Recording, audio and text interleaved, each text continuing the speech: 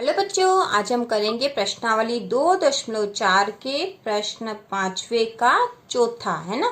प्रश्न 5वें का चौथा और इसके पहले के सवाल हम कर चुके हैं। यदि आपने नहीं देखे हो तो हमारे चैनल की प्लेलिस्ट पर जाकर देख सकते हो और इसी तरह के और वीडियो देखने के लिए 9th और 10th की सारी जानकारी के लिए आप हमारे चैनल को सब्सक्राइब कीजिए। तो चलो बच्चों शुरू करते हैं। प्रश्न चौथा, 2y की घात 3 धन y की घात 2 ऋण 2y ऋण 1, है ना बच्चों। इस बहुपद के हमें गुणनखंड निकालने हैं। यदि आपने पहले के सवाल देखे होंगे तो आप आसानी से कर सकते हो। तो चलो बच्चों शुरू करते हैं। तो यहाँ पर हम क्या करते बच्चों कि जो y की वैल्यू है वो +-1 +-2 3 आदि कुछ भी लेकर पहले देखते हैं कि इस बहुपद का एक गुणनखंड कौन सा है। मतलब y धन 1 हो सकता है, y ऋण 1 हो सकता है बच्चों, y धन 2 हो सकता है या y ऋण 2 हो सकता है ना। ऐसा कुछ भी हो सकता है। तो पहले हम देखते हैं कि y धन 1 है क्या। यदि y धन 1 लेते हैं मतलब y बराबर क्या हुआ, y बराबर हुआ ऋण 1, मतलब y की वैल्यू हमें ऋण 1 रख के देखनी पड़ेगी। तो बच्चों ये जो सवाल है इसमें x के स्थान पर y लिखा और उससे हमें कोई फर्क नहीं पड़ेगा, है ना। तो y के स्थान पर ऋण 1 रख के देखते हैं। तो ये बहुपद है 2y की घात 3 धन y की घात 2 ऋण 2y ऋण 1, है ना। 2y की घात 3 के स्थान पर ऋण 1 की घात 3 धन ऋण 1 की घात 2 ऋण 2 और y के स्थान पर ऋण 1 और ऋण 1 है ही सही, है ना। तो कर लेते हैं हल इसको। और ये हो गया 2 ऋण 1 की घात 3 हम कितनी बार कर चुके हैं, ऋण 1 गुणित ऋण 1 गुणित ऋण 1, है ना। ऋण का ऋण में करा धन हुआ, है ना। ऋण का ऋण में करा धन हुआ, इस धन का ऋण में फिर करा तो ऋण आ गया, है ना। और 1 का 1 में करा तो 1 ही होगा, है ना। तो यहाँ पे हो जाएगा ऋण का 1, ठीक है, धन ऋण का 1 का ऋण में ऋण के 1 में फिर गुणा करेंगे तो धन का 1 हो जाएगा। तो 1 हो गया यहाँ पे ऋण ऋण और ऋण, ऋण का ऋण में गुणा करा तो धन हो गया, है ना। चिन्हों का गुणा करना पड़ता है तो धन हो गया। 2 का 1 में करा तो 2 ऋण 1, ठीक है बच्चों। अब ये ऋण का 1 है, इस 2 में ऋण के 1 का गुणा करा तो ये हो गया ऋण के 2, है ना। 2 एकम 2 ऋण धन ऋण ऋण हो गया बच्चों, धन 1 धन 2 ऋण 1, ठीक है। तो यहाँ तो ऋण के 2 से धन का 2 कट जाएगा, धन के 1 से ऋण का 1 कट जाएगा, इसकी वैल्यू 0 आ जाएगी। मतलब ये है कि इस जो बहुपद जो था इसका y धन 1 एक गुणनखंड है ना। y धन 1 गुणनखंड है क्योंकि हमने y की वैल्यू ऋण 1 रख के देख ली थी, है ना। y धन 1 मतलब क्या हुआ, y बराबर ऋण 1, ऋण 1 वैल्यू रख के देख ली तो इसका मान 0 आया। इसका मतलब ये है कि y धन 1 इस बहुपद का गुणनखंड है। अब हम क्या करते बच्चों कि y धन 1 गुणनखंड है तो हम y धन 1 का इस बहुपद में भाग लगाएंगे, है ना। तो चलो लगाते हैं। तो बहुपद के बच्चों बहुपद में y धन 1 का भाग लगा देते हैं। तो हमने बहुपद लिख लिया, इसमें y धन 1 का भाग लगा देंगे तो हमें जो भागफल प्राप्त होगा उसके फिर हम गुणनखंड कर लेंगे और वो गुणनखंड इस बहुपद के भी गुणनखंड होंगे। तो भाग लगाने के लिए हम क्या देखते हैं, पहले इसका पहला पद देखते हैं। ये है 2y की घात 3 और यहाँ y है ना, इसका भी पहला देखते हैं। तो यहाँ y है तो y में ऐसी किस संख्या का गुणा करेंगे कि हमें ये प्राप्त हो जाए, है ना। y की घात 3 चाहिए बच्चों और 2 चाहिए हमें आगे, तो हम 2 का गुणा करेंगे तो 2 आ जाएगा। और y है और y की घात 3 चाहिए तो y का वर्ग, है ना। y की घात 2 का गुणा कर देंगे y में तो 2y की घात 3 हो जाएगी, है ना।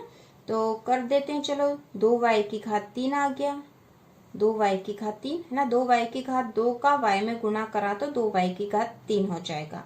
अब 2y की घात 2 का 1 में भी करेंगे तो क्या आ जाएगा, वो कि वही आ जाएगी संख्या, है ना, धन 2y की घात 2, ठीक है।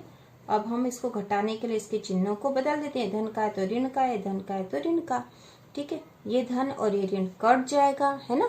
अब क्या बचा हमारे पास, ये y की घात 2 धन की है और ये ऋण का 2y की घात 2, तो यहाँ पे कौन सी संख्या बचेगी, ऋण की, है ना। ये दोनों घट जाएंगे क्योंकि एक ऋण का और एक धन का है।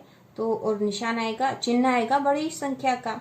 तो 2y की घात 2 में से y की घात 2 चली गई तो बचा क्या, 1y की घात 2, तो 1 लिखने की आवश्यकता नहीं है, तो ये बचा y की घात 2, है ना बच्चों। y की घात 2 ऋण y की घात 2 और ऊपर से उतारा हमने ऋण 2y।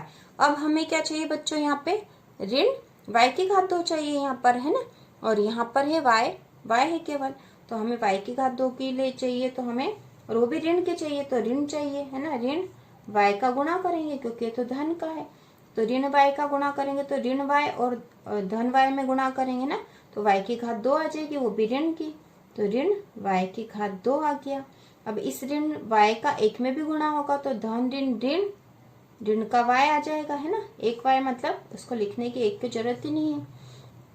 अब हम इसके चिन्ह बदल देंगे, ऋण का है तो धन का है, ऋण का है तो धन का हो गया, ऋण से धन कट गया, ऋण 2y में से 1y चला जाएगा क्योंकि इनके निशान अलग अलग है, चिन्ह अलग है, ऋण का है धन का है, 2y में से 1y गया तो बचा y, और कौन सा चिन्ह आएगा बच्चों, बड़ी संख्या का, तो बड़ी 2y थी तो इसमें ऋण का चिन्ह आएगा।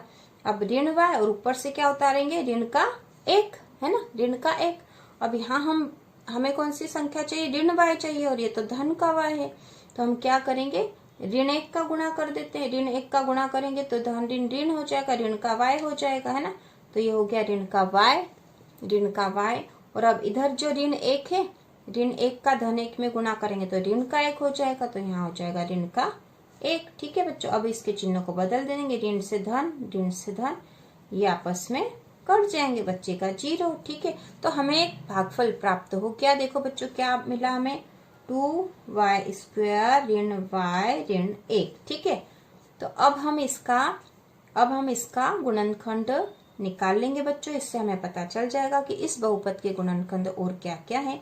तो हम इसके लिए क्या विधि करते हैं कि बीच वाली संख्या को ऐसी दो संख्याओं में डिवाइड करते हैं कि के जोड़ करने पर है ना, जोड़ करने पर तो हमें क्या चाहिएगा बच्चों, ऋण का y, जोड़ क्या आना चाहिए, ऋण का y, और गुणा करने पर क्या चाहिएगा, ये 2y² और ऋण 1 है ना, 2y² गुणा ऋण 1, तो धन और ऋण 2y² चाहिएगा हमें गुणा करने पर, मतलब जोड़ करने पर हमें ऋण 1 चाहिए और गुणा करने पर ऋण 2 चाहिए। ठीक है, तो ऐसी क्या संख्या हो सकती है कि जिनको जोड़ करेंगे तो ऋण का 1 आ जाए और गुणा करें तो ऋण के 2 आए।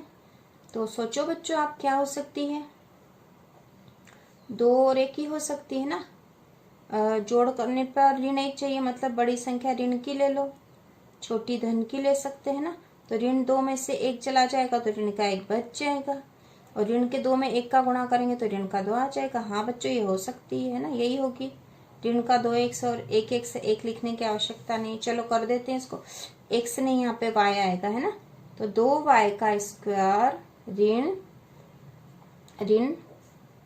2y धन y ऋण 1। ठीक है बच्चों, तो हमने इस ऋण y को 2 संख्याओं में डिवाइड कर दिया है। अब हम क्या कर सकते हैं, और बच्चों यहाँ पर 2y कॉमन ले लिया, 2y को कॉमन ले लिया है ना, तो क्या बचा यहाँ पर, ये बचा y और ऋण और 1। ठीक है बच्चों, 2y तो कॉमन आ गया तो यहाँ 1 बच जाएगा, y ऋण 1 हो गया। और उसी प्रकार यहाँ पर क्या ले सकते हैं, यहाँ तो y ऋण 1 ही चाहिए तो हम धन 1 ले लेंगे, तो यहाँ आ जाएगा y ऋण 1। ठीक है, तो यहाँ आ गया हमारा y ऋण 1 और 2y धन 1। ठीक है, 2y धन 1, तो ये सारे जो हैं 2y धन 1 है और यहाँ था y धन 1। ठीक है बच्चों, तो ये जो है इसके गुणनखंड है ना, ये तो ये जो है इस बहुपद के गुणनखंड है, बहुपद के गुणनखंड है। ठीक है।